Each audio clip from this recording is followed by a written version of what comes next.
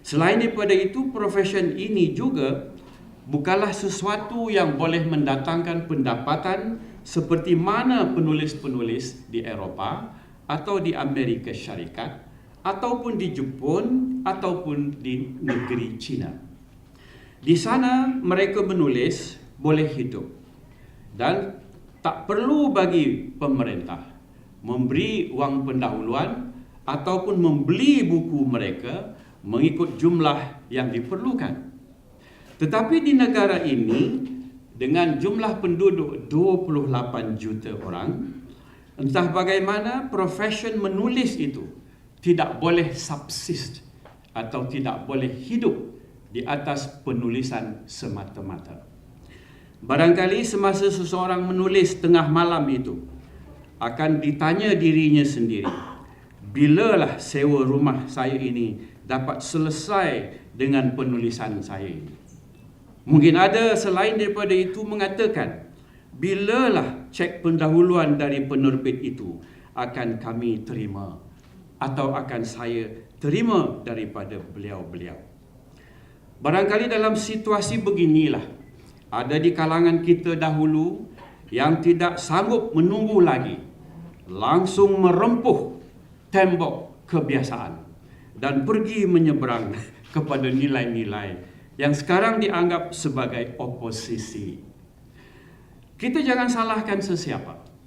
Yang harus kita salahkan ialah bakat yang ada dalam jiwa seseorang itu harus terus cekal untuk menulis dan terus menulis.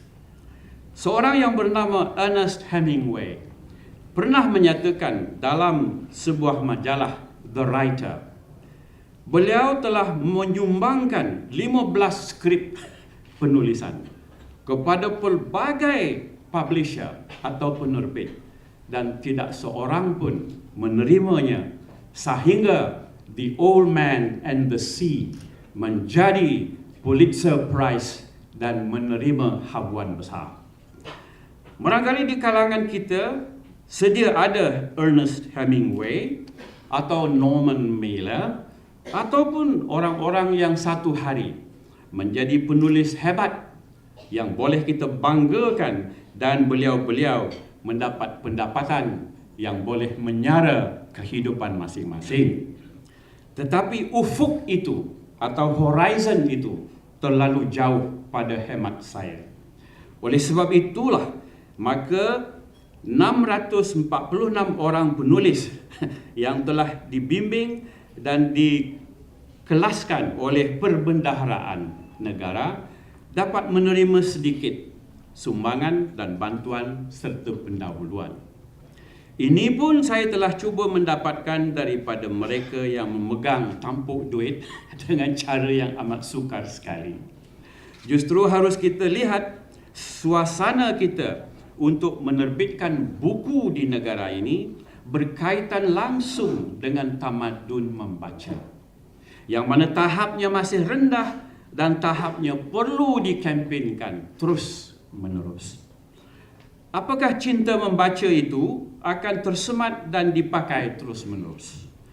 Apakah cinta membaca itu harus kita galakkan lagi di kalangan murid-murid sekolah atau di kalangan para guru sendiri yang jumlahnya kurang sedikit dari 400,000 orang?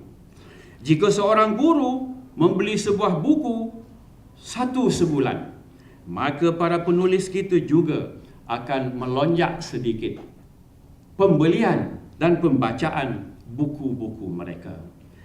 Jika seorang mahasiswa membeli sebuah buku satu bulan untuk dibaca, maka kita akan dapat sekurang-kurangnya 1,2 juta buku laku dalam tempoh satu bulan. Ada pihak berkata, Datuk Seri Rais, itu angan-angan majnin, katanya. Saya percaya, iaitu barang sesuatu yang hendak kita perjuangkan, ia bermula dengan angan-angan. Tidak ada sesuatu dalam dunia ini yang terus tercetus bab ayat dalam Al-Quran, kun fayakun. Itu hanya bagi Allah. Tetapi bagi kita, kita harus percaya kepada cerita yang bagus dalam penulisan. Cara dan gaya yang menarik dalam penulisan kreatif, dan promo menerusi mereka yang bertanggungjawab dalam media. Oleh itu kita soalkan, adakah media kita memberi cukup eksposisi ataupun serlahan kepada buku-buku dalam bahasa Melayu. Mari kita pergi kepada kedai-kedai buku yang ulung di Kuala Lumpur dan tanya sendiri di mana letaknya buku-buku dalam bahasa Melayu yang dijual. Adakah ia sama dengan buku-buku yang dijual di samping rak-rak yang antarabangsa, ataupun hanya tersudut kepada satu alihan yang terlanda pergi terpijak pulang? Hal ini mesti kita jawab, dan jawapan itu kepada rakyat. Sebagaimana belanjawan tempoh hari ditumpukan kepada belanjawan kasih sayang. Dan belanjawan kasih sayang ini akan kita terjemahkan juga ke dalam pemberian kepada penulis, pengiktirafan kepada penulis, secara yang boleh kita laksanakan di kementerian ini. Berbalik kepada dana ini, secara keseluruhannya, peruntukan sebenar yang telah diluluskan oleh kerajaan semenjak tahun 2007 ke 2012 adalah sebanyak 15.6 juta ringgit. Sebahagian besar telah kita belanjakan. Saudara Datuk Raslin tak dapat menatap saya di saat ini sebab beliau tahu dana ini tidak cukup. Walau bagaimanapun, kita akan teruskan dengan amount itu, dan dana ini akan diagihkan kepada 646 penulis untuk perolehan sebanyak 924 judul buku yang berjumlah 753,788 naskah buku. Sekiranya kita ada 1089